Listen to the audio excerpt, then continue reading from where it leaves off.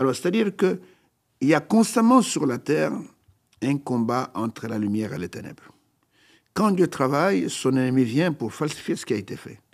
Et c'est comme ça que la terre évolue jusqu'à ce qu'on va arriver à la fin et que l'ennemi sera détruit. Et en ce moment-là, la terre sera en paix. Aussi longtemps que Satan est là et que les démons sont là, on n'aura jamais la paix. Il y aura toujours des gens pour falsifier la parole de Dieu. Jésus-Christ est-il Dieu ou le Fils de Dieu? Le baptême est-il indispensable dans la vie d'un chrétien? Un homme baptisé est directement né de nouveau. L'enlèvement sera-t-il une réalité? Telles sont les grandes questions que nous allons explorer dans ce nouvel épisode de La Tribune. Bienvenue à La Tribune, ici Jean-Luc Umba Bakani. Je reçois aujourd'hui les révérends Valentin Lumwanga de l'église Tabernacle de Kinshasa. Bonjour révérend. Bonjour Jean-Luc. Je suis très heureux de vous recevoir à La Tribune. Je suis honoré d'être invité dans cette tribune. Qu'est-ce qui vous amène à Montréal? Ce qui m'amène à Montréal, c'est propager la véritable bonne nouvelle selon ce que le Seigneur avait dit dans Matthieu chapitre 24, verset 14, que cette bonne nouvelle du royaume sera prêchée dans le monde entier, ensuite viendra la fin. Et je crois que par sa grâce, je participe un peu à cette œuvre-là.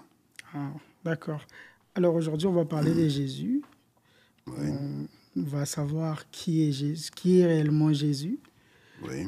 Et je vais tout de suite attaquer pour poser la question, Jésus-Christ est-il Dieu ou simplement le Fils de Dieu? Ok, la personne de Jésus est une personne mystérieuse. Jésus, on ne le connaît pas par des études, on ne le connaît pas par, des études théologiques. Pour connaître Jésus, il faut que le Père vous révèle qui est Jésus. Lui-même, un jour, avait posé la question à ses disciples, « Qui dit-on que je suis, moi, le Fils de l'homme ?» Ils ont été incapables de lui répondre. Il a fallu que le Père intervienne. Et il a donné la réponse à Pierre, qui a donné la bonne réponse. Il dit que tu es le Christ, le Fils du vivant. Et dans Matthieu, au chapitre 11, verset 25, verset 26, le Seigneur lui-même, Jésus, s'est écrié, « Je te loue, Père, Seigneur du ciel et de la terre, de ce que tu as caché ces choses aux sages, aux intelligents, de ce que tu les as révélés aux petits-enfants. » Et il va ajouter, « Personne ne connaît le Fils, si ce n'est le Père. Et personne ne connaît le Père, le Fils, et c'est lui à qui le Fils veut bien le révéler. » Donc, pour connaître Jésus, il faut que le Père de Jésus, si je peux se dire, puisse se révéler à vous et qu'il vous dise qu'il est le Fils. Donc, il est Dieu. Jésus, le nom Jésus d'abord signifie Yahweh Sauveur. Okay. Jésus, ce n'est pas quelqu'un d'autre. Il n'y a pas de trinité de personnes en Dieu. Le monde entier croit qu'il y a trois personnes en Dieu. Il y a Dieu le Père, Dieu le Fils, le Saint-Esprit. Ce sont des enseignements théologiques qui sont basés sur des interprétations des Écritures. Mais vous allez prendre la Sainte Bible comme je l'ai ici, vous ne trouverez nulle part où le mot Trinité est même mentionné. Mais je peux vous donner des passages où la divinité affirme qu'elle est unique. Et si je prends Ésaïe au chapitre 43, au verset 11, l'Éternel déclare « C'est moi qui suis l'Éternel, et à part moi, il n'y a point de sauveur. » Alors, pourquoi nous affirmons que Jésus-Christ est Dieu? D'ailleurs, ce n'est pas moi qui le dis, la Bible le dit. L'apôtre Paul, dans Colossiens chapitre 2, verset 9, dit que toute la plénitude de la divinité habite, pas habité, mais habite corporellement en Jésus-Christ. Et quand vous allez dans cette écriture que je trouve merveilleuse, et qui est 1 Jean au chapitre 5, verset 20, verset 21, et là, écoutez ce que Jean dit, c'est une affirmation très, très solide et très grave. Jean nous dit ceci, en parlant du Fils, il dit « Nous savons aussi que le Fils de Dieu est venu et qui nous a donné l'intelligence pour connaître le véritable. Et nous sommes dans le véritable en son Fils Jésus-Christ. C'est lui qui est le Dieu véritable et la vie éternelle. Petits enfants, gardez-vous des idoles. » Donc Jésus, il est la parole faite chair, c'est-à-dire que quand l'humanité tombait dans la mort, il fallait un parent rédempteur. Et on a cherché ce parent rédempteur, on ne l'a pas trouvé parce qu'il fallait quelqu'un qui n'ait jamais commis de péché. Et nous, la race humaine, quand nous naissons déjà étant des pécheurs parce que par notre naissance, nous sommes condamnés. C'est pourquoi Jésus n'est pas venu comme toi et moi, nous sommes nés. Il est venu par une naissance virginale. En lui, il n'y avait rien d'humain. C'est-à-dire qu'il n'y avait pas une sémence d'un homme, il n'y a pas l'ovule d'une femme. Jésus n'a jamais utilisé l'ovule de Marie. Mais Jésus, tout a été formé par Dieu lui-même, créé par Dieu lui-même. C'est ainsi qu'il n'a jamais appelé même Marie sa mère, il l'appelait femme. Donc il était, comme il est dit dans l'évangile Saint Jean, au commencement était la parole, et la parole était Dieu, la parole était avec Dieu. Toutes choses ont été faites par elle, et rien de ce qui a été fait n'a été fait sans elle. En elle était la vie, et la vie était la lumière des hommes. Et cette parole a été faite chair. Dieu est devenu un homme, et il est devenu un homme pour nous sauver de la mort, parce qu'il fallait que quelqu'un puisse mourir, aller chercher l'homme dans la mort, le ramener à la vie, et Dieu a accepté de se faire un corps. Et ce corps-là, c'est le corps de Jésus, afin qu'il puisse mourir pour ceux qu'il a connus d'avance, avant la fondation du monde. J'ai plusieurs questions tout au long de cette émission. Ouais. Vous êtes pasteur du message, du temps de la fin. Ouais. Et aujourd'hui, j'aimerais qu'au fil de notre discussion, les gens comprennent le contenu exact du message. C'est quoi exactement le message du temps de la fin? Ok, c'est très bien. Vous devez savoir que dans chaque temps, Dieu a toujours une parole appropriée à ce temps-là. Il y a eu, par exemple, du temps de Moïse. Le Moïse, quand il est venu, quand il a été envoyé par le Seigneur, il avait un message de faire sortir les enfants d'Israël de l'esclavage de l'Égypte. Il avait un message particulier. Et il a été donné la loi, ainsi de suite. Du temps de Noé, par exemple, Noé était messager pour son temps. Dieu a avisé Noé que je vais détruire toute l'humanité parce que les gens étaient devenus méchants. Et il va les détruire par le déluge. Fais-toi une arche afin de pouvoir te sauver, et sauver tous ceux qui accepteront d'entrer dans cette arche. Et dans tous les temps, Dieu a toujours un message approprié à ce temps-là. Et nous sommes arrivés à la fin de temps. À la fin de temps, Dieu aussi a un message pour ce temps. Ce message, c'est le dernier message adressé aux nations avant que le jugement ne s'abatte sur cette terre. Alors, ce message, il est venu afin que nous puissions sortir de tous les dogmes, les credos des hommes, des religieux, et que nous puissions sortir de la confusion afin de pouvoir hériter de la vie éternelle et d'échapper au carnage qui va bientôt arriver. Alors, Dieu, dans ce temps, il avait des promesses qu'il a faites, et ces promesses, c'était pour ce temps. L'une des promesses, bien que nous allons y revenir plus tard, est qu'il a promis un prophète pour ce temps-ci.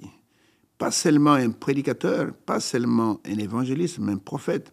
Vous devez savoir que selon Amos chapitre 3, verset 7, Dieu ne fait rien sur la terre sans avoir révélé son secret à ses serviteurs, les prophètes.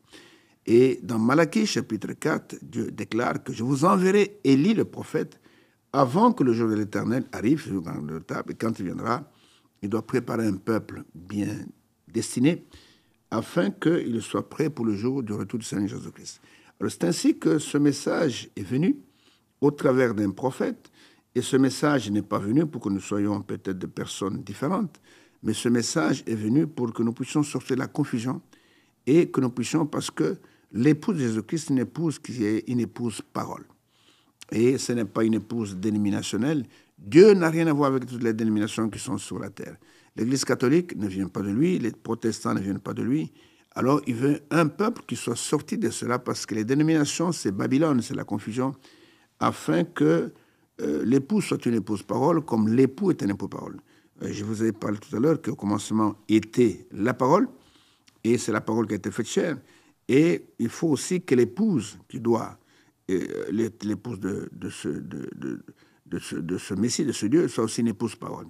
Alors, nous voyons que Dieu a envoyé cette parole pour que nous puissions revenir aux vérités de la Bible, que nous puissions sortir de toutes les confusions que les hommes ont mis dans les églises avec leurs interprétations de la Bible, entre autres la Sainte Trinité qui n'existe pas, entre autres la mariolâtrie, adorer Marie, qui n'existe pas, entre autres le culte de mort. Nous devons revenir aux vérités bibliques de la Genèse jusqu'à l'Apocalypse. Voilà pourquoi ce message a été envoyé par Dieu, c'est pour nous sortir de la confusion. Vous avez évoqué un prophète qui est William Marion Branham. Oui. C'est lui, Élie, qui était annoncé pour le temps de la fin. Ok, quand Dieu envoie un homme, il le confirme. Selon ce qui est écrit, par exemple, dans Ésaïe, au chapitre 44. Le prophète Ésaïe, au chapitre 44, voilà ce que Ésaïe déclare de la part de l'Éternel, ou plutôt ce que l'Éternel déclare. Ésaïe, chapitre 44. Et je prends simplement le verset 26. Là, il est écrit « J'ai confié la parole de mon serviteur et j'accomplis ce que prédisent mes envoyés. » Le prophète qui est promis au temps de la fin, d'une manière prophétique, Dieu l'appelle Élie. Ce n'est pas la personne d'Élie le Tishbite que nous connaissons, donc, qui est apparu du temps du roi Akab d'Israël, mais Dieu a promis que l'esprit qui était dans cet homme, l'esprit d'Élie, qui était un esprit sans compromis, reviendra au temps de la fin. Et cet esprit, en fait, il sera manifesté 5 fois. Premièrement, au travers d'Élie lui-même. Deuxièmement, au travers du prophète Élisée. Troisièmement, au travers du prophète Jean-Baptiste. Quatrièmement, au travers du prophète du temps de la fin, William Marion Branham. Et cinquièmement, au travers d'un prophète qui n'est pas encore venu et qui sera manifesté en Israël avec un autre prophète qui aura l'esprit de Moïse pour ramener Israël à la foi véritable. Donc, il est dit dans Malachie chapitre 4, verset 5, verset 6, je vais aller rapidement pour que tu puisses avoir le temps de poser toutes les questions que vous avez. Et il est dit dans Malachie, de manière prophétique, que voici, je vous enverrai Élie, le prophète. Et vous savez, la manière d'agir de Dieu, il y a des gens qui nous posent la question, mais pourquoi le nom de Branham n'est pas dans la Bible? Je vous pose la question, pourquoi le nom de Jésus n'est pas dans l'Ancien Testament? Pourquoi le nom de Jean-Baptiste n'est pas dans l'Ancien Testament? Ce n'est pas la manière d'agir de Dieu. Les serviteurs de Dieu, les envoyés de Dieu, quand Dieu promet, parce que le prophète du temps de la fin est un prophète promis, Dieu donne les signes pour le reconnaître. Pourquoi Israël n'a-t-il pas reconnu Jésus? Parce qu'il n'y avait pas de nom de Jésus dans l'Ancien Testament. Il faut le reconnaître par la parole. Et ils n'ont pas veillé sur la parole, ils ont raté Jésus. De la même manière, Jean-Baptiste, ils ne l'ont pas reconnu. Et le Seigneur a dit dans Matthieu chapitre 17, quand il descend de la montagne de transfiguration avec ses disciples. Et regardez ce qu'il leur dit quand les disciples ont dit, mais pourquoi les scribes disaient-ils que Élie doit venir premièrement? Et parce que le scribe disait, écoutez, votre maître ici n'est pas le Messie. S'il était le Messie, il fallait qu'Élie vienne d'abord premièrement avant que le Messie apparaisse. Et regardez ce que Jésus va leur répondre. Quand vous êtes dans Matthieu chapitre 17, et je commence par le verset 10, les disciples lui posèrent cette question. Pourquoi donc les scribes disent-ils qu'Élie doit venir premièrement? Il répondit, écoutez, il est vrai qu'Élie doit venir. Et c'est-à-dire que pendant qu'il parlait, cet Élie n'était pas encore venu. Il est vrai qu'Élie doit venir et rétablir toutes choses. Et le temps de rétablissement n'était pas encore là.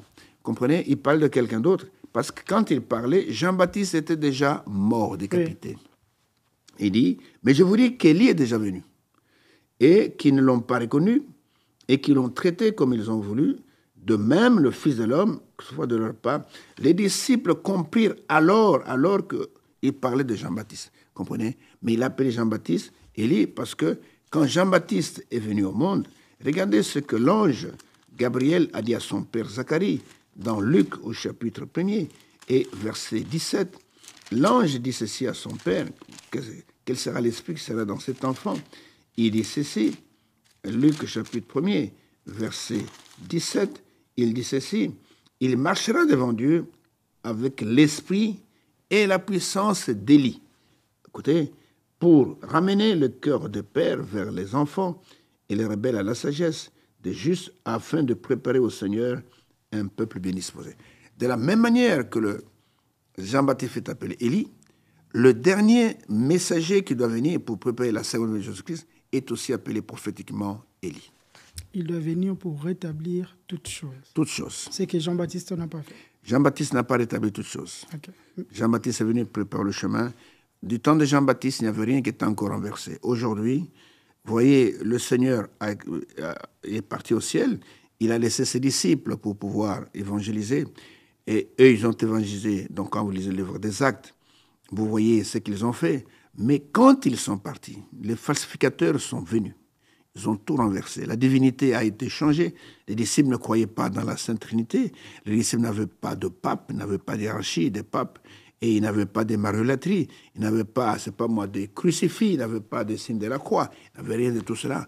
Tout cela est introduit par des hommes. C'est-à-dire que la foi véritable a été renversée. Et il a fallu un prophète pour nous ramener à des vérités bibliques. Mais aujourd'hui aussi, le problème, c'est que dans le message, certains ont fait de William Branham leur Dieu. Ok, je suis tout à fait d'accord avec vous. Vous savez, quand Dieu travaille, Satan n'est pas loin. Satan, son problème, c'est de détourner les gens de la véritable foi. Et regardez ce qui s'est passé avec l'Église. Quand l'Église a commencé, dès les premiers âges, l'âge d'Éphèse, il est apparu des hommes que la Bible appelle des Nicolaïtes. Ces Nicolaïtes ne voulaient pas la conduite du Saint-Esprit. Leur problème était de renverser la foi. C'est pourquoi l'apôtre Jude, dans son épître qui est avant l'Apocalypse, il dit, nous devons, je vous recommande, frères, de combattre ardemment pour la foi qui a été transmise au sein une fois pour toutes, parce qu'il s'est glissé parmi nous des impies qui veulent changer la loi de notre Dieu en dérèglement et en dissolution. Alors, c'est-à-dire que il y a constamment sur la terre un combat entre la lumière et les ténèbres. Quand Dieu travaille, son ennemi vient pour falsifier ce qui a été fait. Et c'est comme ça que la terre évolue jusqu'à ce qu'on va arriver à la fin et que l'ennemi sera détruit. Et en ce moment-là, la terre sera en paix. Aussi longtemps que Satan est là et que les démons sont là, on n'aura jamais la paix. Il y aura toujours des gens pour falsifier la parole de Dieu. Il y a une question aussi qui revient souvent. Si une personne ne croit pas au message du temps de la fin, est-ce que cette personne-là ira en enfer? Non, ça, ce n'est pas vrai. Le salut, je l'ai toujours dit, c'est le domaine réservé de Dieu. Dieu, il sauve qui il veut, il condamne qui il veut. Nous, en tant que l'Église, nous prêchons le salut par la parole de Dieu. Ce que le Seigneur nous a recommandé, aller partout le monde entier prêcher la bonne nouvelle. Celui qui croira, cette bonne nouvelle sera sauvé, et celui qui ne croira pas sera condamné. C'est le Seigneur qui a dit. Mais le Seigneur, il est celui qui détient la clé du salut. Je donne un exemple tout à fait simple. Ce brigand qui a été sauvé à la croix, qui a reconnu le Seigneur à la dernière minute, on peut dire aux dernières heures de sa vie, et qu'il insultait aussi comme son ami, et brusquement, il a une vision. Il voit que cet homme qui est là sur la croix ensanglanté n'est pas ce qu'on pensait, il voit un roi. Il dit à son ami, arrête d'insulter, parce que cet homme, c'est un homme qui est juste. Et il dit au Seigneur, Seigneur, souviens-toi de moi quand tu viendras dans ton règne. Le Seigneur lui dit, en vérité, je te le dis, aujourd'hui même, pas demain, pas dans 10 ans, pas dans 20 ans, tu seras avec moi dans le paradis. Je te pose la question, où est-ce que cet homme a entendu l'évangile? Où est-ce qu'il a eu le temps de se repentir? C'est Dieu qui décide et c'est Dieu qui l'a sauvé dans sa souveraineté. Mais nous, en tant que l'Église, nous prêchons. Le message du temps de la fin est venu préparer un peuple qui doit partir dans l'enlèvement. Vous comprenez?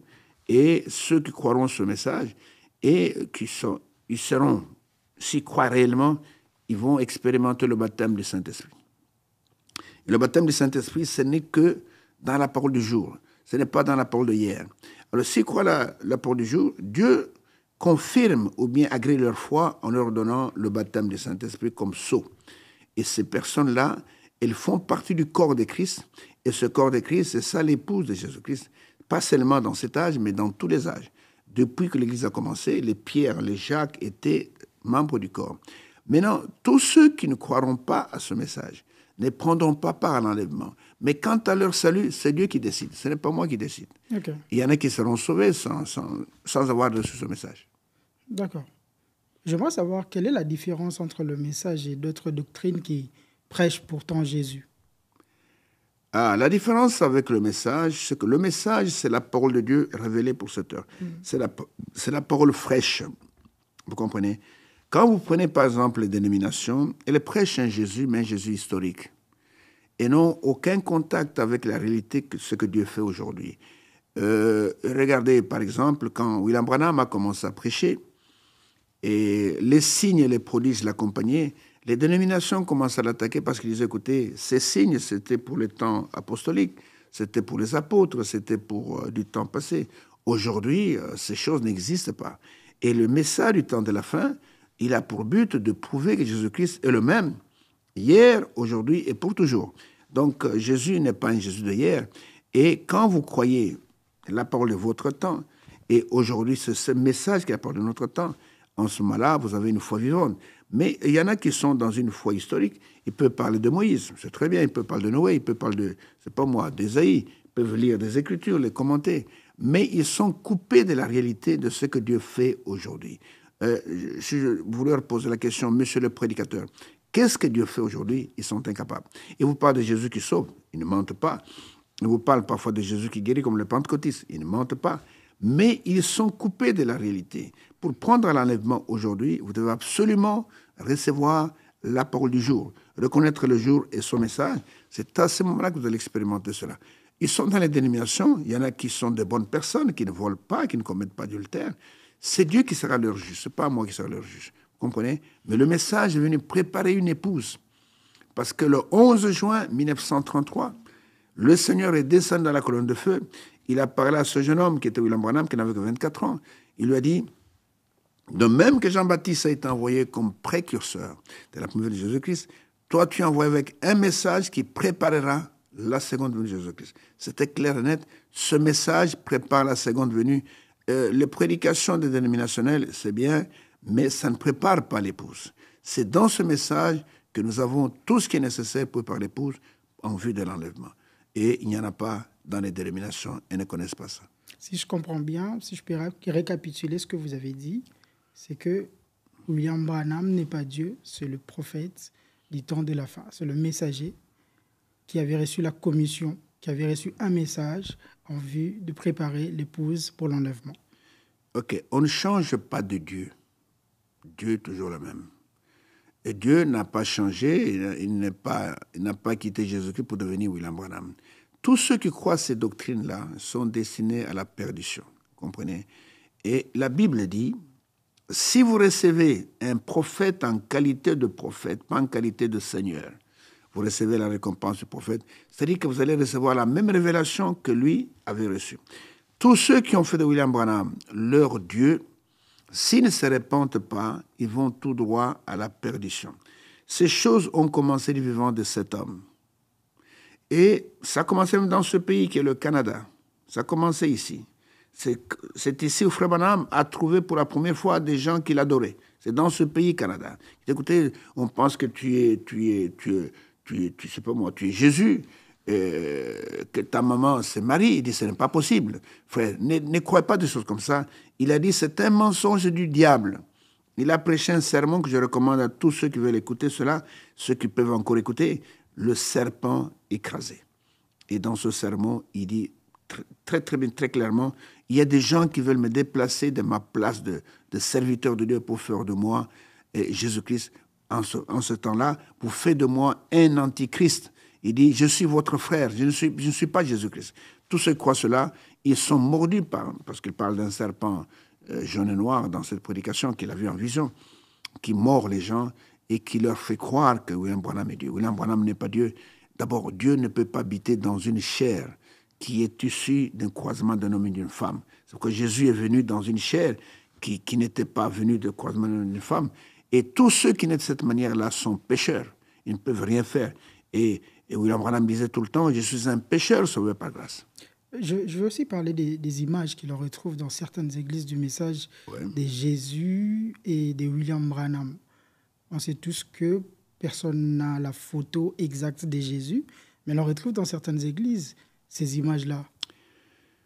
Autour de ces images, il y a simplement un esprit d'idolâtrie qui tourne autour de cela. La photo du Christ d'Hoffmann n'est pas la photo de Jésus. Tout simplement parce que Frère Branham, dans des prédications, il a dit que, vous savez, son père était un alcoolique. Je veux dire d'où ça vient tout ça. Son père était un alcoolique, il faisait de l'alcool indigène, il passait son temps à boire cet alcool-là, et ça a fait de la peine à Frère Branham toute sa vie. Alors quand il était jeune et qu'il a découvert le Seigneur, un jour, il a commencé à prier pour son père. Et il a prié, il est allé dans un champ, parce que leur maison était derrière, je ne sais pas dire un champ. Et il pleurait même en priant. C'est à ce moment-là, il était dans un champ, la nuit, et brusquement, il voit qu'il y a une lumière autour de lui, et il regarde. Il y a quelqu'un qui était suspendu entre ciel et terre, qui est descendu, qui était là en habit blanc, et il y avait même le vent qui bougeait ses habits. Il voit quelqu'un suspendu en l'air, et il a commencé, et qui ne le regardait pas, qui regardait ailleurs.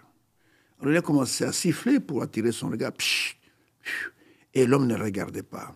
Il a dit, monsieur, mais il ne regardait pas. Et jusqu'à ce qu'il a dit, Jésus. Quand il a prononcé Jésus, il dit, il a tourné son regard.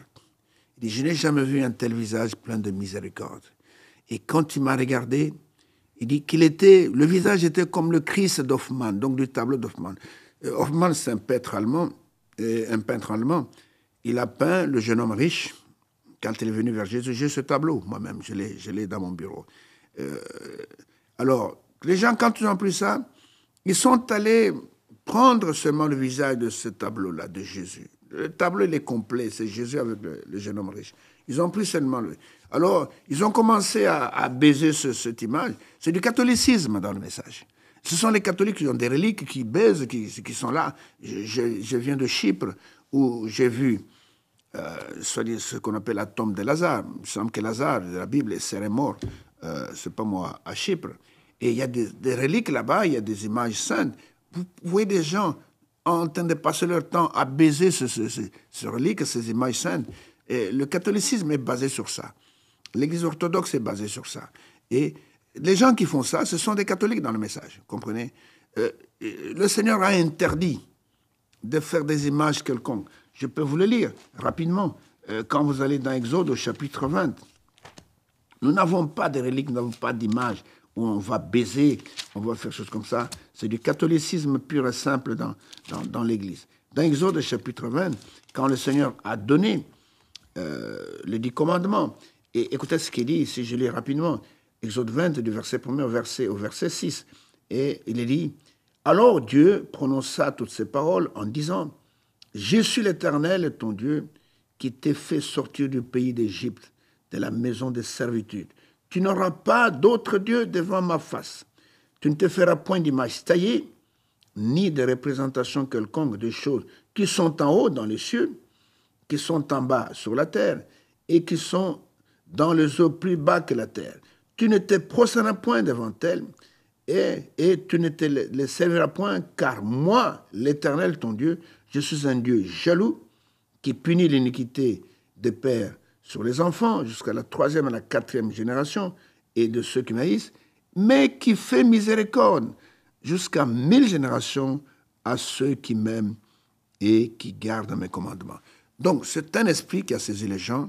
Ils ont pensé que ça c'est la photo de Jésus. C'est comme cet acteur américain qui a fait, je pense qu'il est américain, qui a fait le film C'est pas Jésus de Nazareth. Il a écrit même sur Internet, je ne suis pas Jésus. Les gens pensent que la figure de cet homme, c'est la figure de Jésus. Personne n'a jamais vu Jésus, n'a jamais photographié. Et William Branham, sa photo, ce n'est pas la photo d'un Dieu. Et pour qu'on ait aussi s'agenouiller devant ces photos, c'est de l'idolâtrie dans l'Église.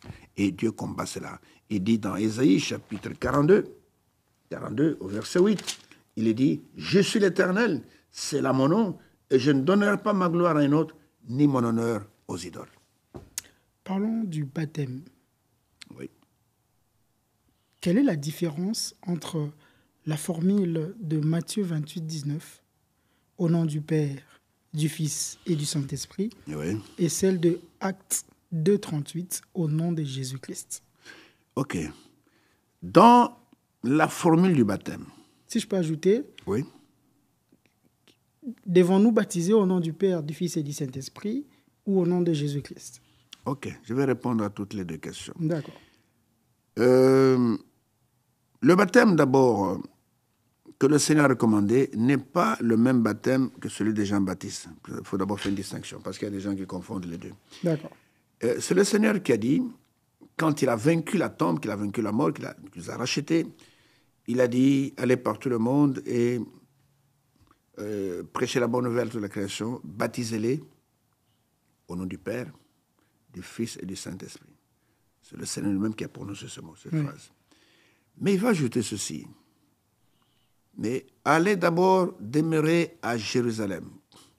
Ne quittez pas Jérusalem. Attendez jusqu'à ce que vous serez revêtus de la puissance d'en haut. Vous comprendrez ce que je vous ai dit ici, parce que pour le moment, vous ne comprenez pas.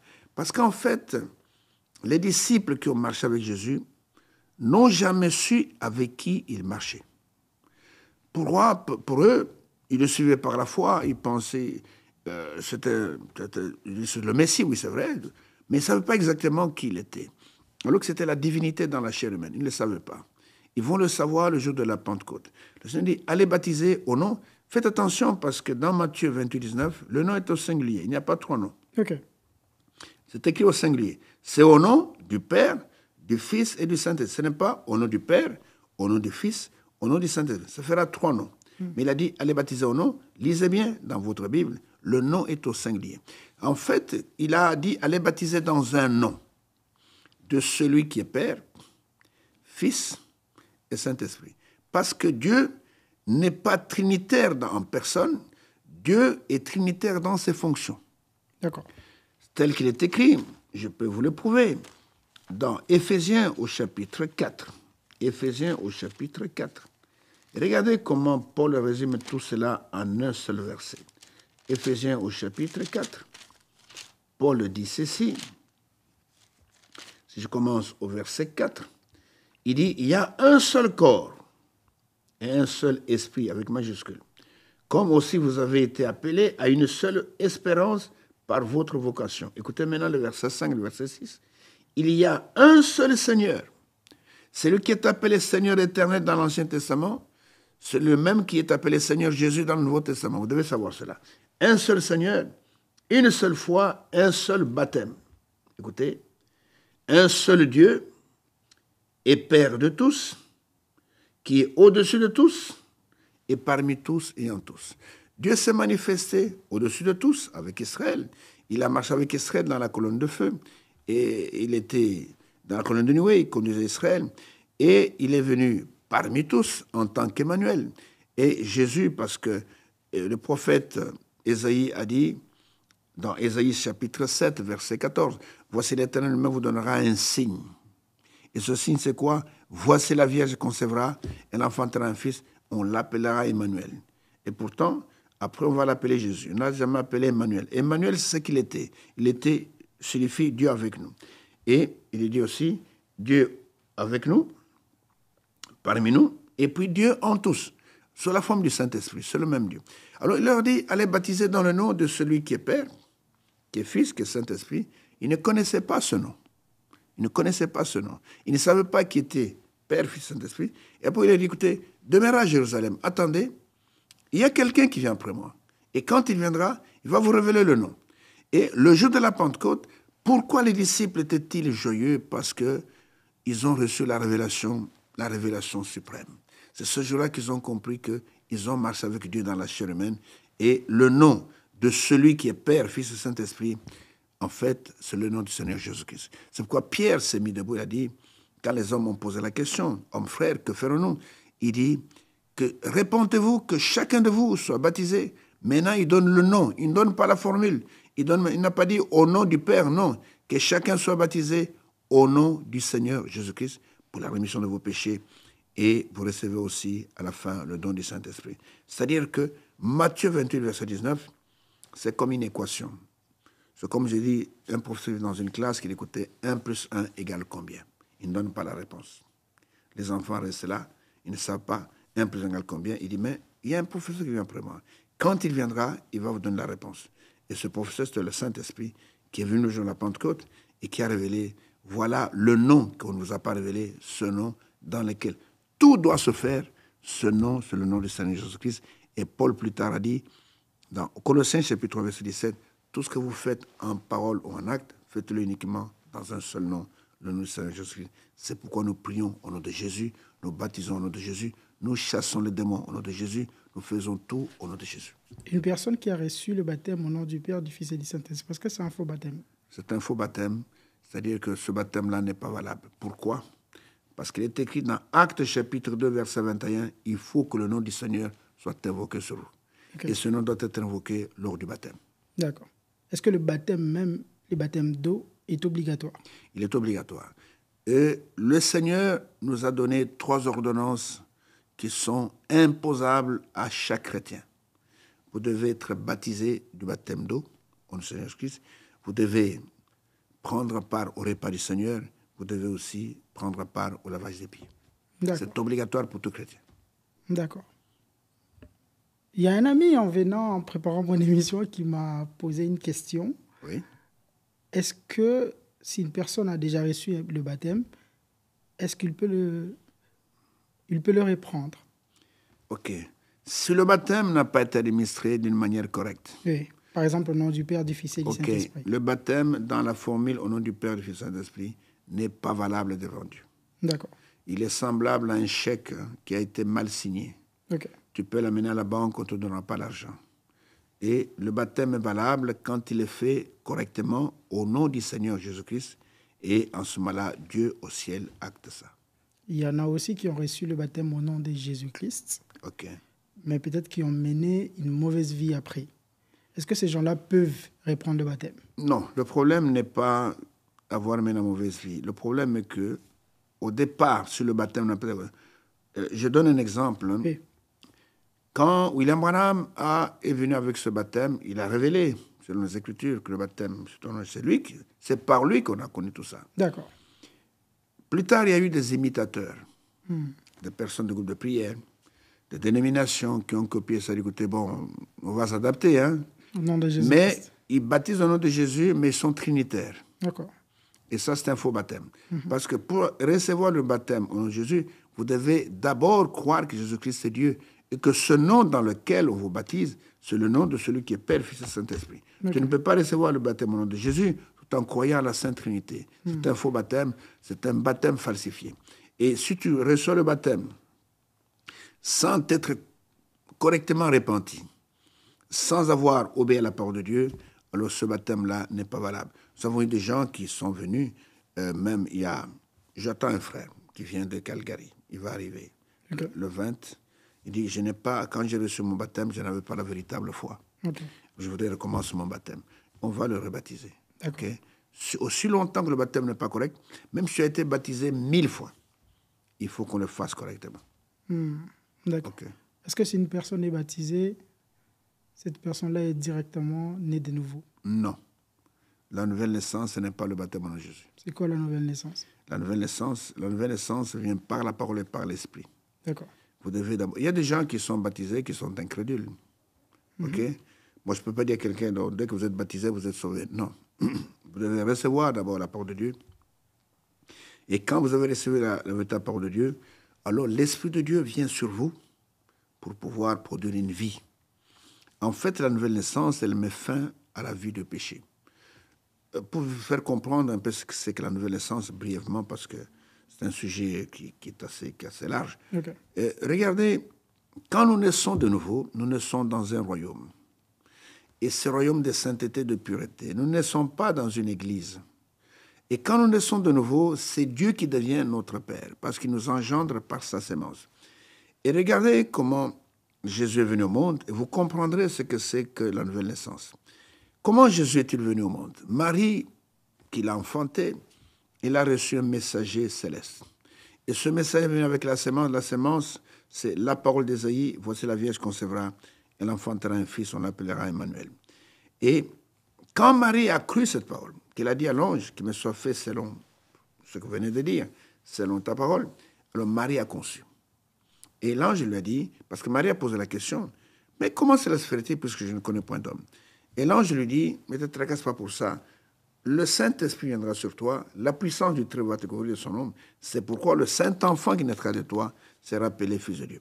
Et c'est de cette manière que Jésus est venu. Marie a reçu la sémence, le Saint-Esprit est venu sur la sémence, et le Saint-Esprit a produit quoi? Il a produit un Fils de Dieu. Et nous aussi, c'est la même chose. Le Seigneur a dit à Nicodème, dans Jean chapitre 3, que si un homme n'est né d'eau et d'esprit, parce que d'abord, si un homme est né de nouveau, il ne peut même pas avoir le royaume. Puis après, il va ajouter, si un homme est né d'eau et d'esprit, l'eau, là, symbolise la parole de Dieu. Dans la Bible, l'eau symbolise aussi bien la parole que l'esprit. Mais dans ce cas précis, il symbolise la parole de Dieu. Si un homme n'est né d'eau et d'esprit, c'est-à-dire s'il ne reçoit pas la vraie parole et que le véritable Saint-Esprit vient sur lui, il ne peut pas naître de nouveau. C'est pourquoi il y a beaucoup de fausses nouvelles naissances. Des gens qui prétendent être nés de nouveau, alors qu'ils ne sont pas nés de nouveau. Et dans la nouvelle naissance, Dieu devient votre Père réellement. Et c'est là, cette nouvelle naissance met fin à la rébellion contre Dieu, met fin à la vie de péché. Comment recevoir le Saint-Esprit? Pour recevoir le Saint-Esprit, voilà, c'est une très bonne question. Je vais vous lire un verset qui explique tout. Quand vous allez dans Éphésiens, chapitre 1er, verset 13, il est dit, en lui, en Christ, pas dans une dénomination, on ne reçoit pas le Saint-Esprit avec une parole dénominationnelle. Pourquoi? Parce que le Saint-Esprit signifie que Dieu confirme la parole qui est en vous. Et Dieu ne peut pas venir confirmer une parole qui ne vient pas de lui.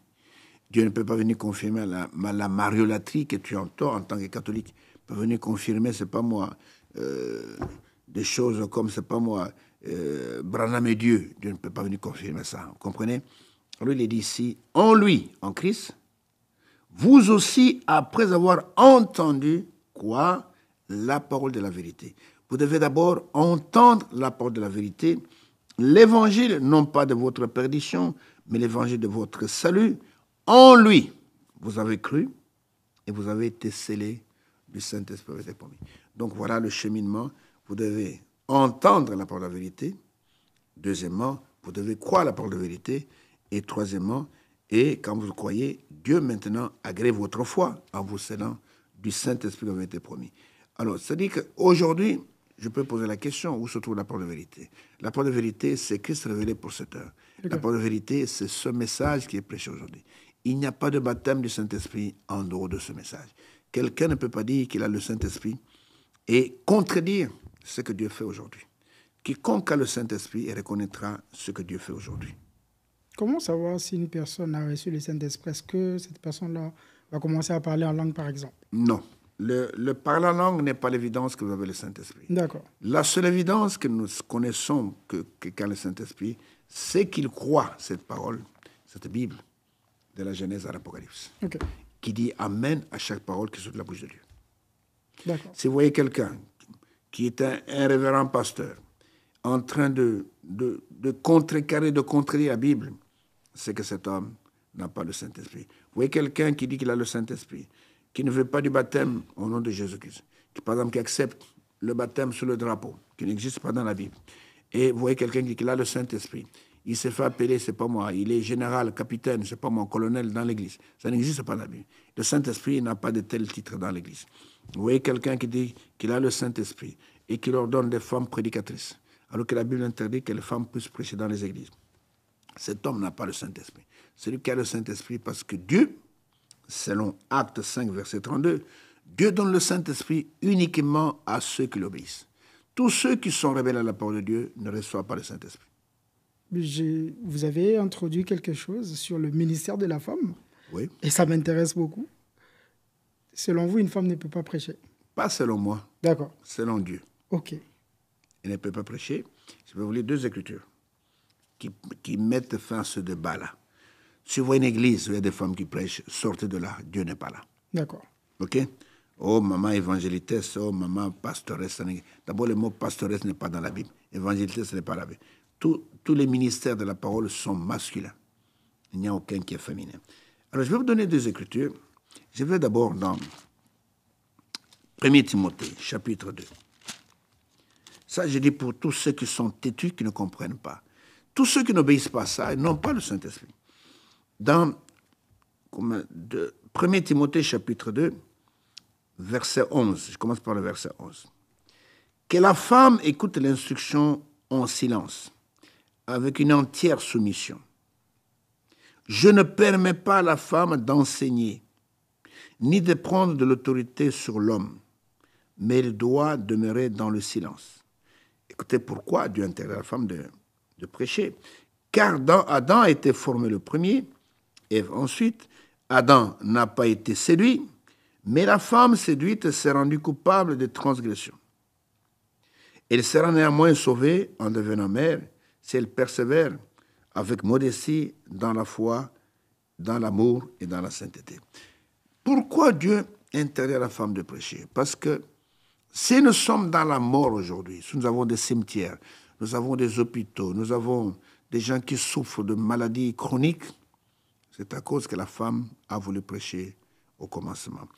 Et Satan est venu au travers du serpent ancien, qui n'était pas un reptile, comme les gens le croient. Il n'était pas un reptile, c'était un être qui était ressemblant à l'homme qui parlait. Et Satan a séduit la femme a voulu prêcher au serpent, et le serpent l'a attrapé dans ses paroles, et Satan l'a entraîné dans la mort.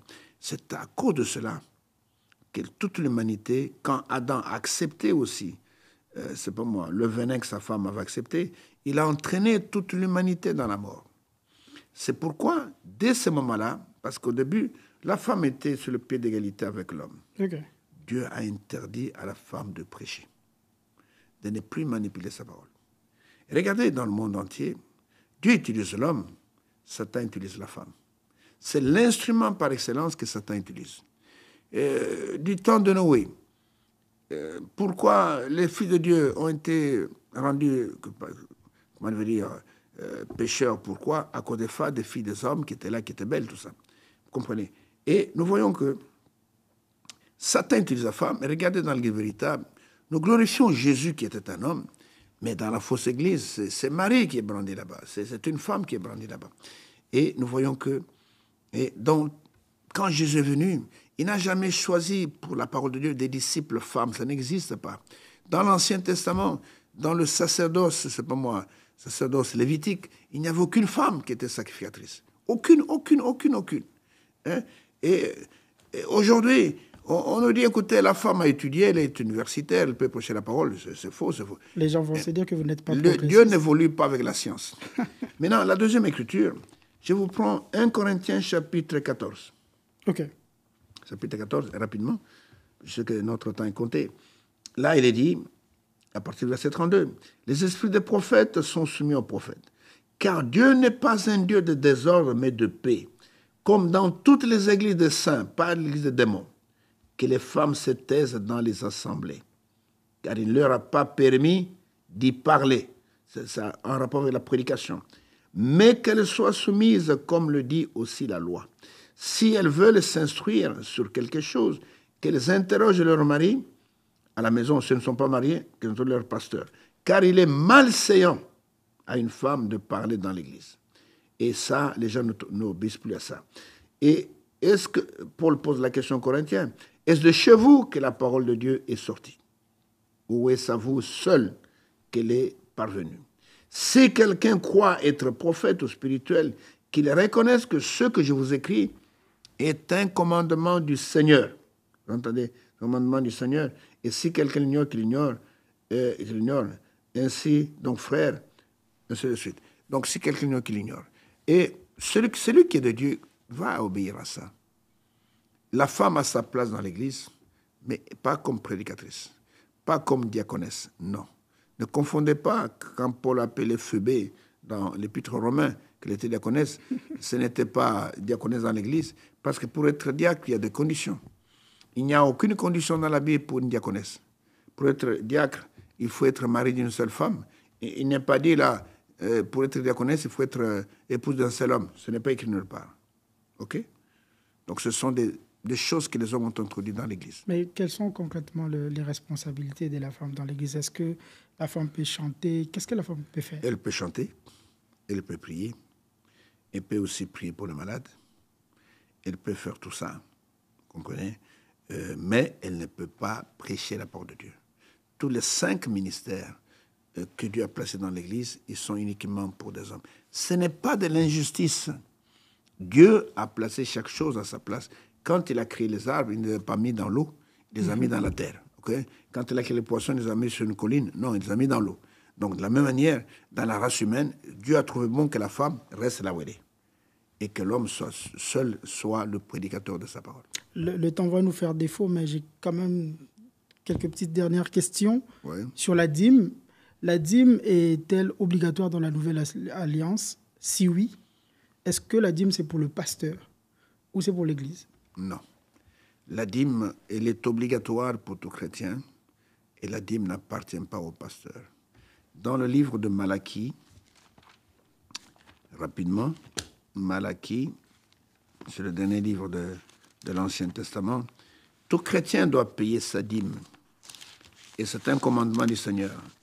Et il y en a qui pensent qu'en payant la dîme, ils vont, c'est pas moi, enrichir le pasteur. C'est pas, la dîme n'est pas pour le pasteur, la dîme est pour l'œuvre de Dieu.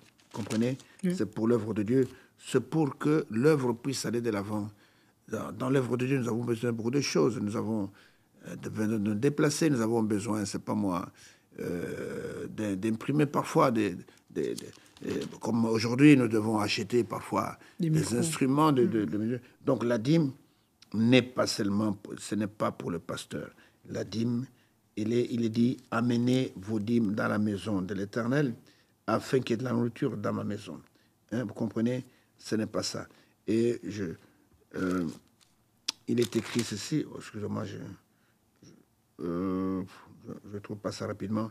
Et bon, je ne trouve pas le passage rapidement.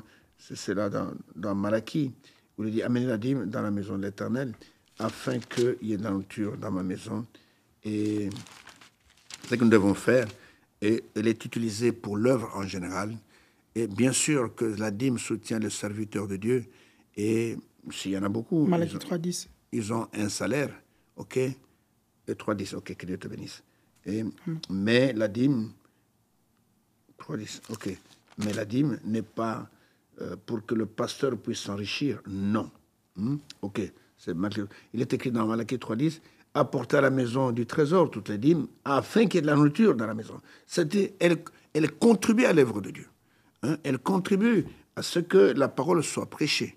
Ce n'est pas pour l'enrichissement personnel. Hein? Afin qu'il y ait de la nourriture dans la maison, mettez-moi de la sorte à l'épreuve, dit l'Éternel des armées, et vous verrez, si je n'ouvre pas pour vous les églises des cieux, je ne répands pas sur vous la bénédiction en abondance. Il est vrai qu'il y a des hommes qui sont accaparés de la dîme pour en faire ce qu'ils veulent, mais ce n'est pas la volonté de Dieu. Mais beaucoup de gens font des débats aujourd'hui pour dire que les apôtres et même Paul n'ont pas parlé de la dîme. Ok. Ça tombe bien comme question, parce que la même question a été posée à Frère Branham. Ok. Vous l'avez posé la question, Frère Branham, est-ce que la dîme est valable dans le Nouveau Testament? Il a répondu, oui, monsieur. Elle est valable jusqu'à aujourd'hui. Le prophète de l'heure, le messager de l'heure a répondu à cette question. Okay? Il y a des choses, tout n'est pas écrit dans la Bible. Il est même écrit, je crois que c'est l'apôtre Jean qui écrit, Jésus a fait beaucoup de choses, hein, dont plusieurs n'ont pas été mentionnés, et que si on voulait les relater, et on remplirait des livres entiers. Je crois que si je peux écrire. Ok, c'est le dernier verset de l'évangile de selon Jean. Jésus a fait encore beaucoup d'autres choses. Si on les écrivait en détail, je ne pense pas que le monde même pourrait contenir les livres qu'on écrirait. Comprenez? Il y a des choses. Je pose une question. Est-ce qu'un chrétien peut fumer? Non.